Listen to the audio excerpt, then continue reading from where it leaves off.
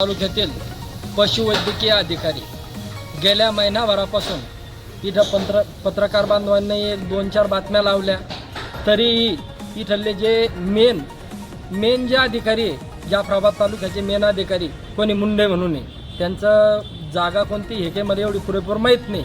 ते फक्त 15 ऑगस्ट आणि 26 जानेवारी ह्या 2च आठवड्यात फक्त 2दा येईल इथं ह्या दवाखान्यावर. याचं कारण काय?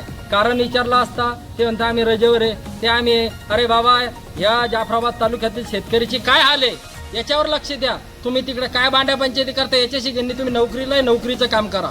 कारण की तुम्हाला आता व्हिडिओच्या माध्यमातून सांगतो, तुम्हाला हा इशारा समजा, याच्यानंतर जर तुम्ही दवाखान्यावर दिसले नाही तर तुमची गय केल्या जाणार नाही. तुम्हाला नेमानंच बोलू आम्ही, आणि नियम काय असतो हे नंतर सांगू. या विभागाचे आमदार संतोष भाऊ दानवे यांनीही या पशुवैद्यकीय अधिकारी जाफराबाद ह्या दवाखान्याकडे विशेष करून लक्ष द्यावं, हीच हात जोडून नम्रतेची विनंती. कारण की झालं महिनाभरापासून इथं कोणताही अधिकारी सजेवर राहत नाही, याची नोंद घ्यावी. पत्रकार बांधवांनाही याच्या अगोदर काही बातम्या लावल्या तरी याची केअर कोणाही घेतली नाही. मी आता या व्हिडिओच्या माध्यमातून डॉक्टर पंडित साहेब व मुंडे साहेब व अजून त्यांचे कोणी प्रतिष्ठी असन यांना सांगतो, इथं फक्त एकच कर्मचारी रेग्युलर राहतो, 24 तास सेवा देणारा, म्हणजे गवई साहेब.